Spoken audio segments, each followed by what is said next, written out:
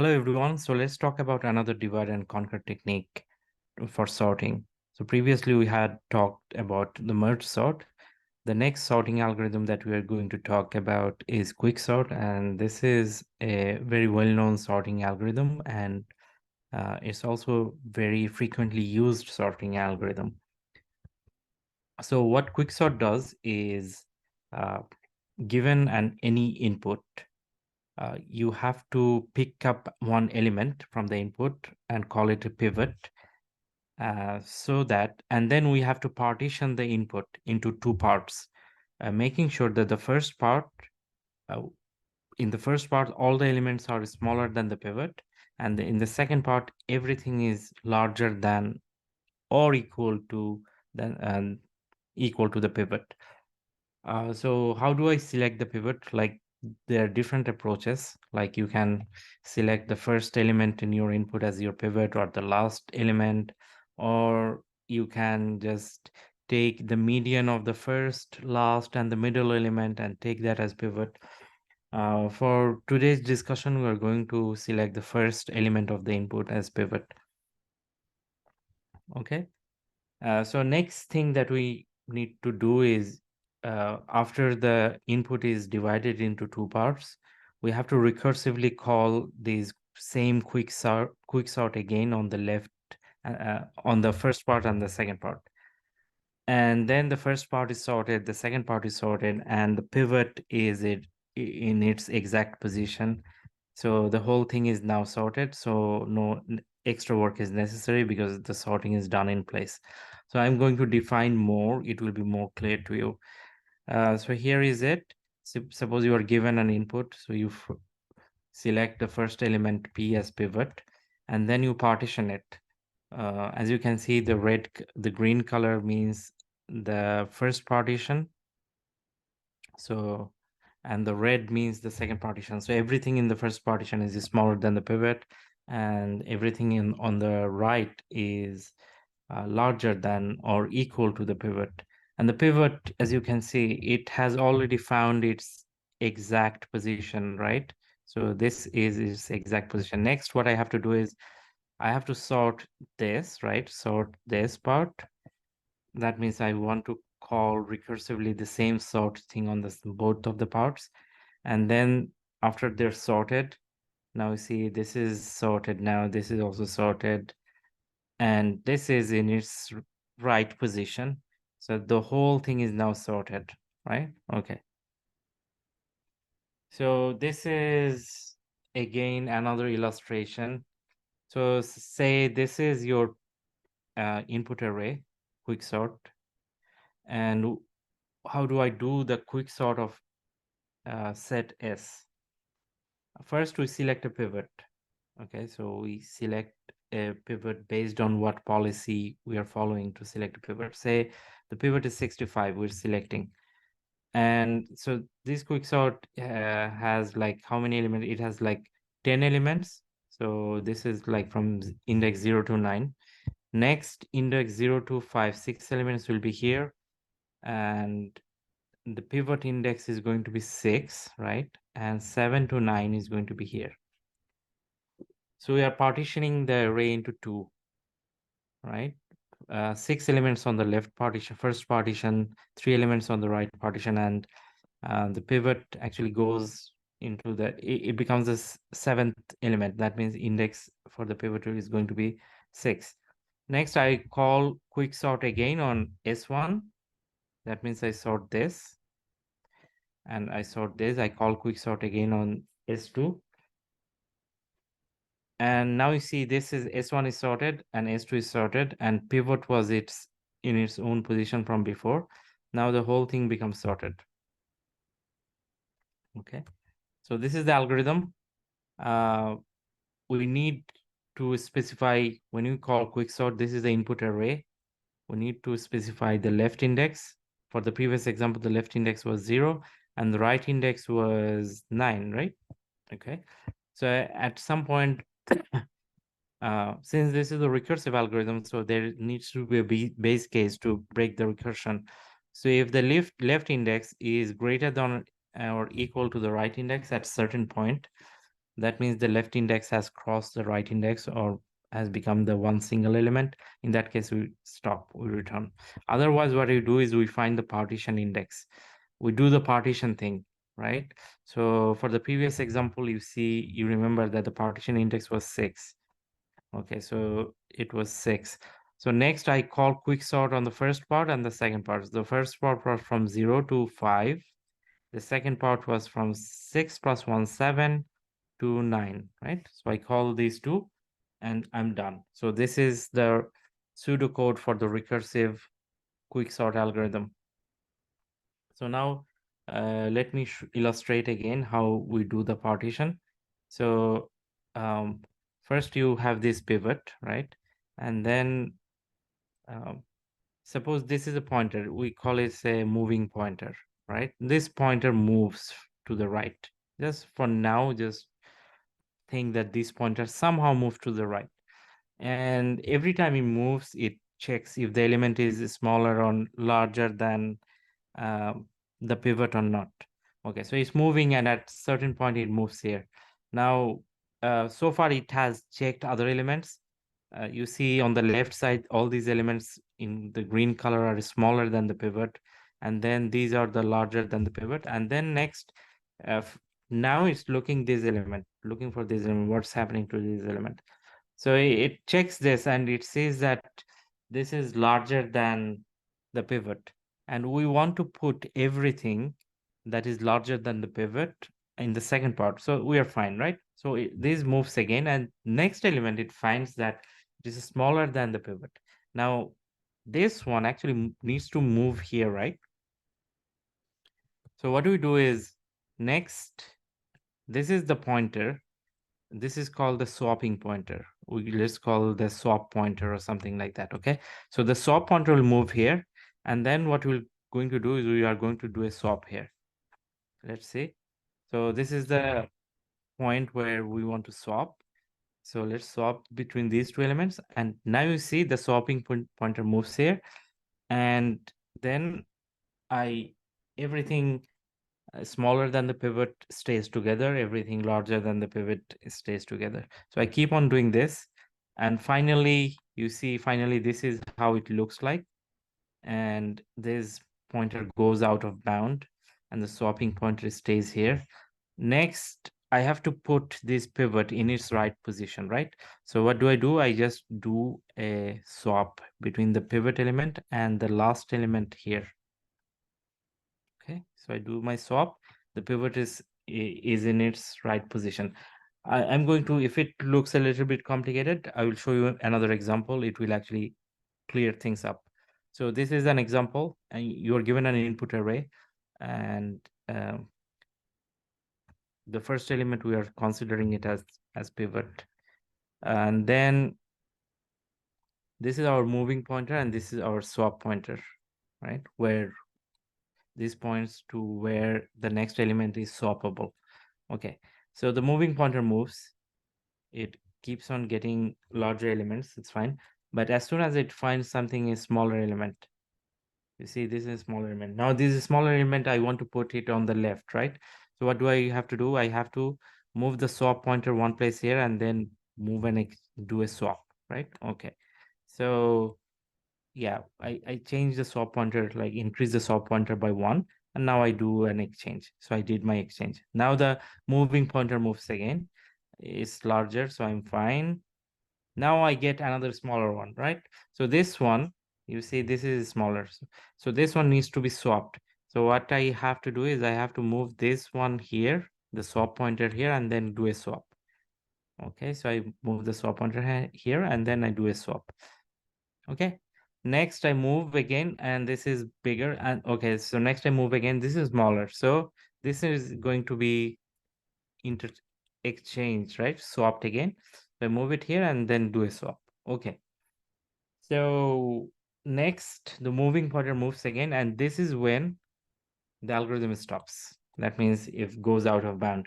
Next thing what I have to do is I have to put the pivot in its right position. So what I have to do is I know already that the swap pointer is pointing to something.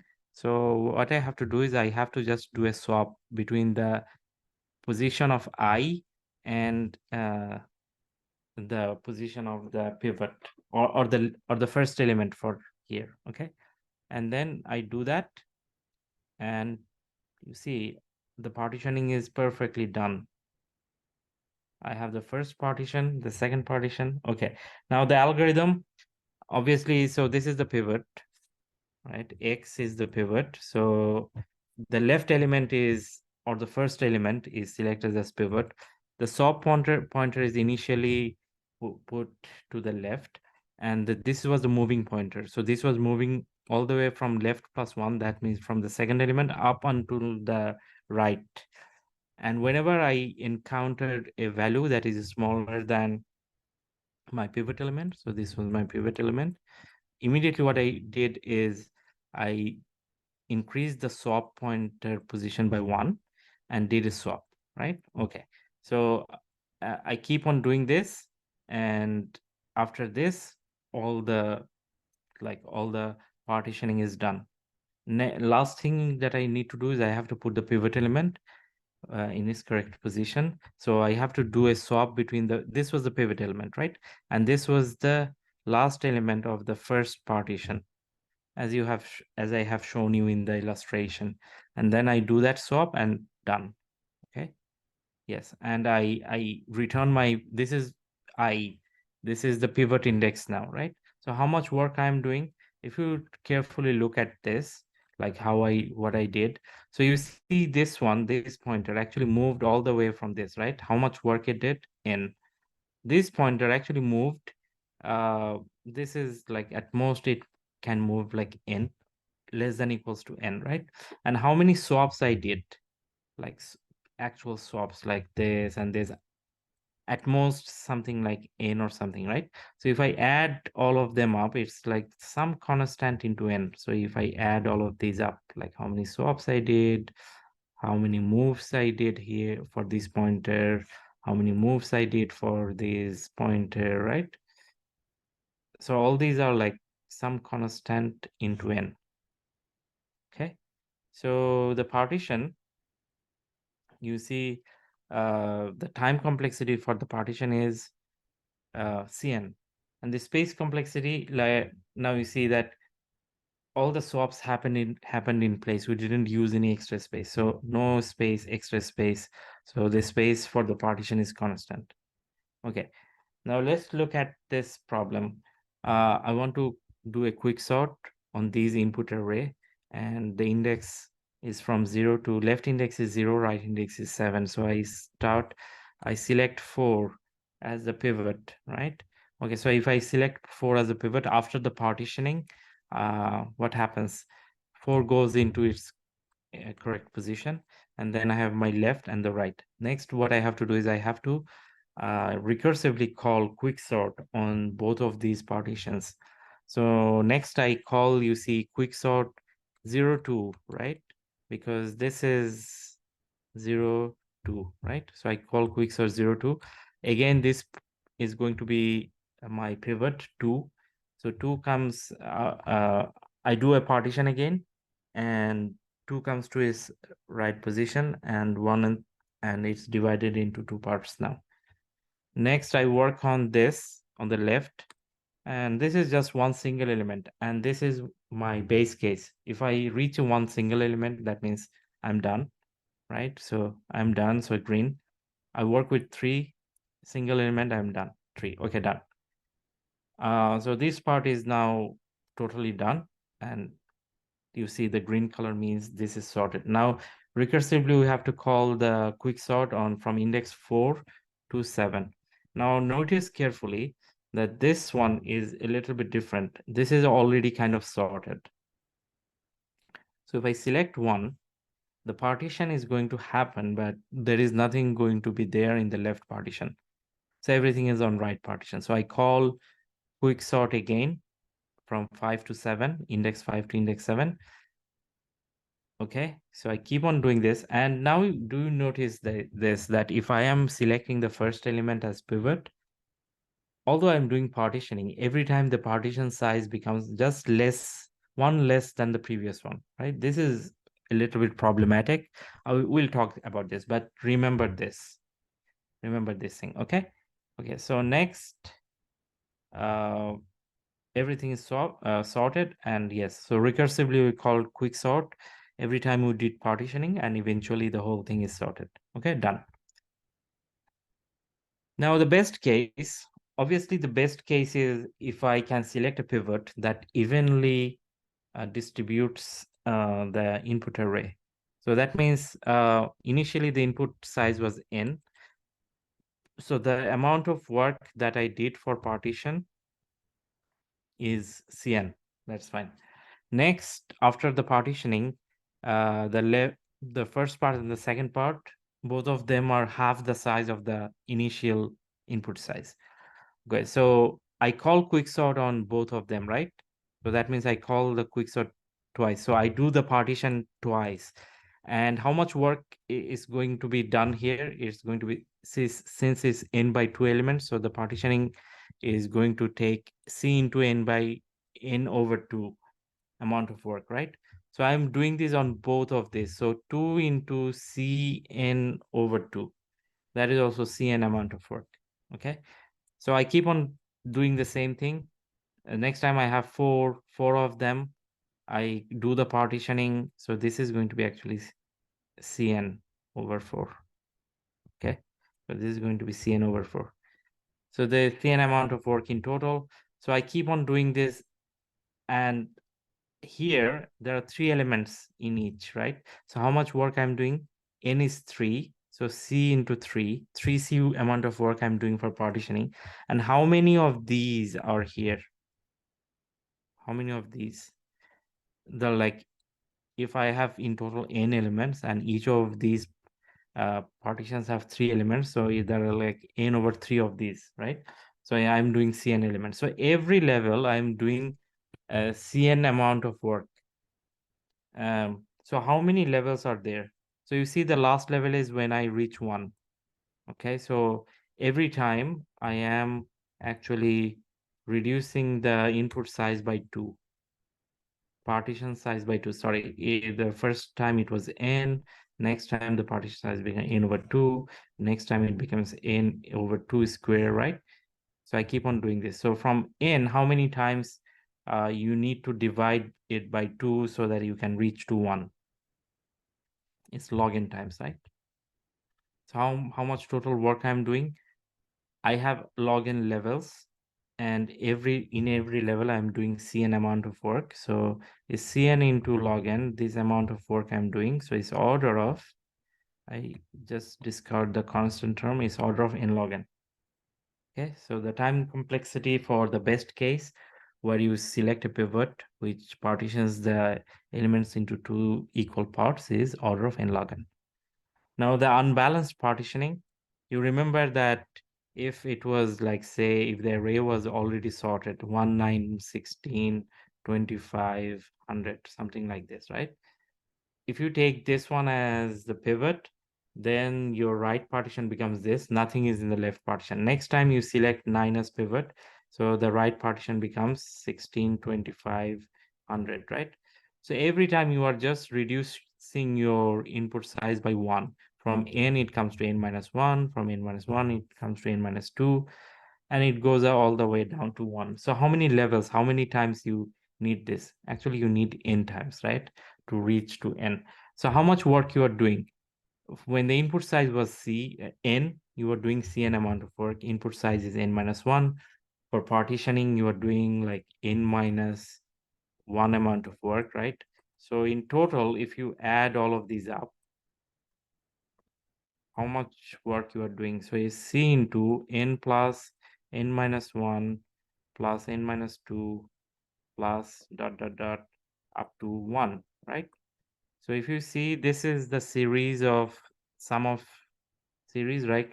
N plus n minus 1 plus n minus 2. So 1 up to n.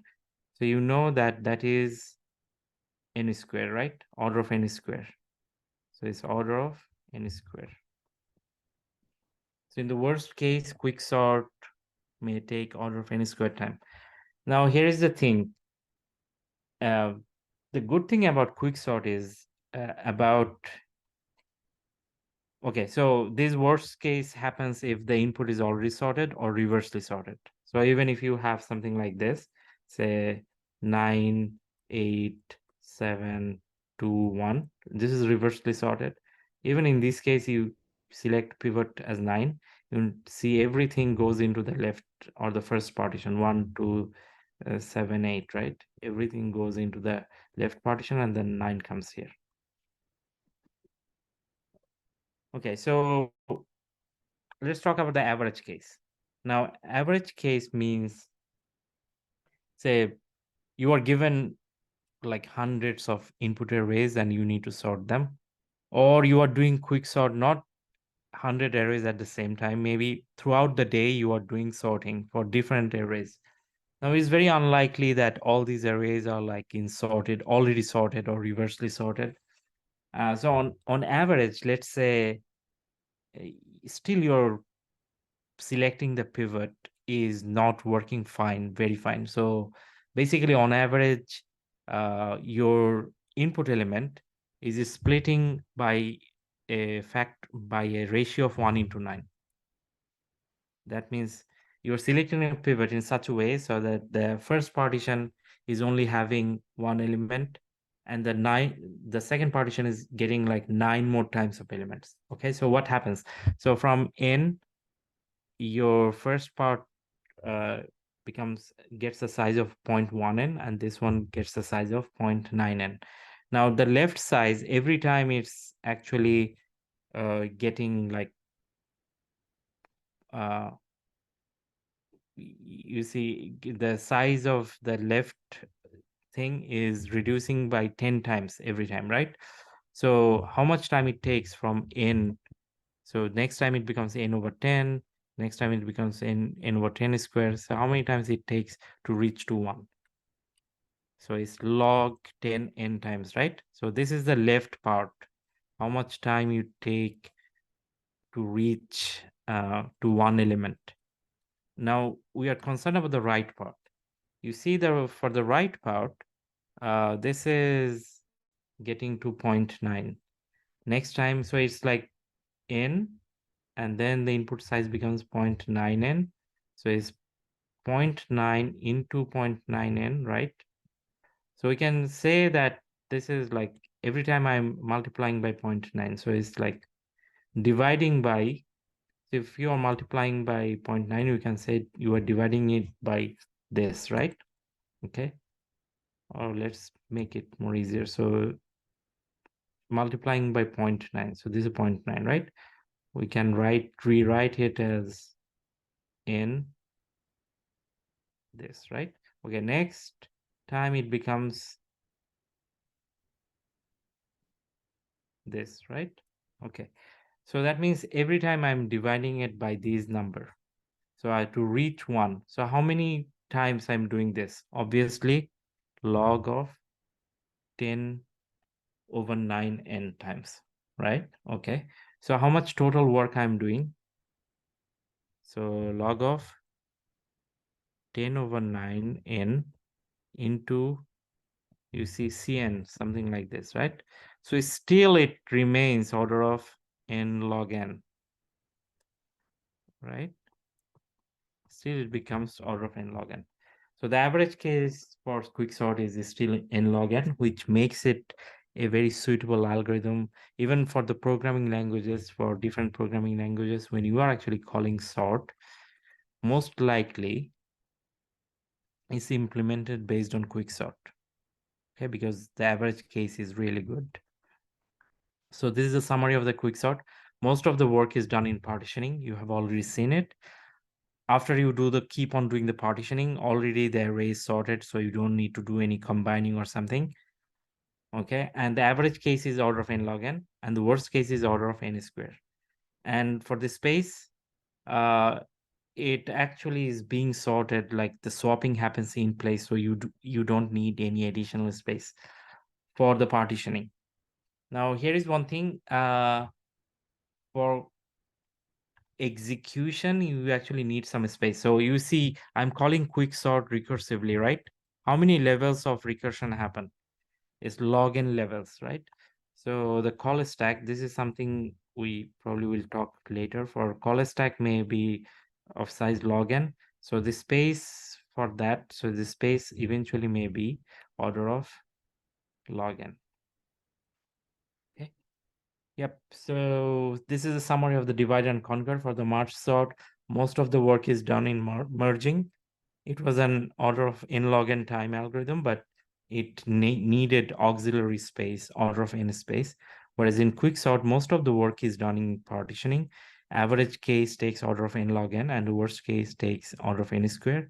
And the time, the space is order of 1 for partitioning. But the call, as I said, the quick recursive call may take order of log n space. Okay. So that's it. Thank you very much for watching. We'll come back with another topic next time.